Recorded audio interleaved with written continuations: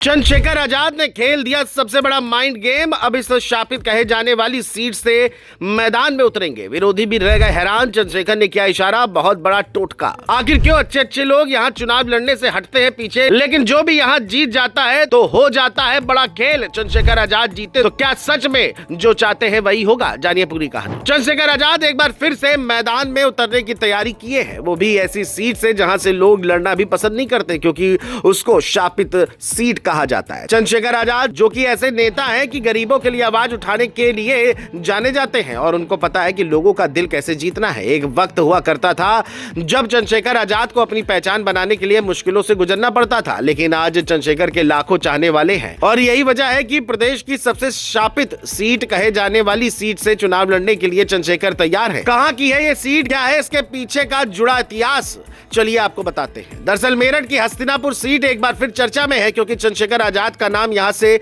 चुनाव लड़ने को लेकर जोड़ा जा रहा है। जिस सीट को कुछ लोग शापित कहते हैं, उसी सीट से चुनाव लड़ने की चर्चा ने वेस्ट यूपी की राजनीति में हलचल बढ़ा दी है। 2 महीने पहले भाजपा विधायक दिनेश खटीक ने मंच से कहा था कि वह इस शापित भूमि से तीसरी बार चुनाव नहीं लड़ना चाहते।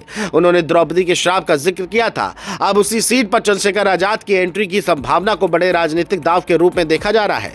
बता दें, हस्तिनापुर विधानसभा सीट रिजर्व है और दलित बाहुल्य मानी जाती है। पिछले 4 विधानसभा चुनावों का रिकॉर्ड बताता है कि यहां से जिस पार्टी का विधायक जीता, उसी पार्टी ने यूपी में सरकार बनाई। यही वजह है कि इसे राजनीतिक रूप से बेहद अहम सीट माना जा रहा है। इसे कुछ लोग टोटका भी कहते हैं कि हस्तिनापुर जीतना सत्ता का रास्ता खोल देता है। दिनेश खटीक लगातार 3 बार यहां से जीते हैं, लेकिन हालिया बयान में उन्होंने खुद को इस सीट से दूर करने का संकेत दिया। इस क्षेत्र में बढ़ते विरोध और एंटी इनकम्बेंसी से जोड़कर भी देखा जा रहा है। अब सवाल उठता है कि चंद्रशेखर यहां क्यों आना चाहेंगे, जिसकी कुछ वजह भी सामने आई है। पहली वजह साफ है कि हस्तिनापुर नगीना लोकसभा सीट से सटा हुआ इलाका है, जहां से वो सांसद है। इस क्षेत्र में उनका प्रभाव पहले से माना जाता है। अगर वो यहां से चुनाव लड़ते हैं तो ये संदेश जाएगा कि उनका वेस्ट यूपी में मजबूत जमीनी आधार है। दूसरी वजह दलित राजनीति है। रिजर्व सीट से चुनाव लड़कर वो खुद को बड़े दलित नेता के रूप में स्थापित करना चाहेंगे और बसपा की पारंपरिक जमीन को चुनौती दे सकते हैं। तीसरी वजह गुज्जर समीकरण है। हस्तिनापुर में गुज्जर वोट निर्णायक माने जाते हैं। हाल ही में आजाद समाज पार्टी ने रविंद्र सिंह भाटी को मेरठ मंडल का प्रभारी बनाया है, जो एक बड़ा गुज्जर चेहरा माना जाता है।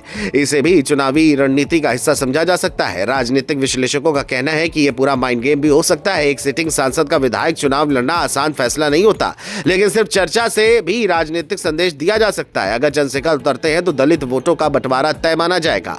सपा और बसपा दोनों यहां दलित उम्मीदवार उतारेगी, जिससे मुकाबला और दिलचस्प हो सकता है। गुज्जर वोट किस ओर जाएगा, यह भी बड़ा फैक्टर रहेगा। समाजवादी पार्टी भी इस सीट पर नजर गड़ाए हुए है। अखिलेश यादव ने यहां सम्मेलन किया और गुज्जर नेताओं से संपर्क साधा था। यानी हस्तिनापुर इस बार बहुकोणीय मुकाबले की ओर बढ़ सकता है। भाजपा के लिए भी स्थिति आसान नहीं है। अगर दिनेश खटीक का टिकट कटता है तो नया समीकरण बनेगा। अगर वही उम्मीदवार आते हैं तो विरोध का मुद्दा उठेगा। हस्तिनापुर की राजनीति में इतिहास, प्रतीक और जातीय गणित सब साथ चल रहे हैं। जिस सीट को शापित कहा जाता था, वहीं से बड़ा राजनीतिक संदेश देने की कोशिश की जा रही है। अब देखना होगा कि यह सिर्फ रणनीतिक चर्चा है या सच में बड़ा चुनावी दाव है। फिलहाल इतना तय है कि हस्तिनापुर इस बार यूपी की राजनीति का सबसे चर्चित अखाड़ा बनने जा रहा है।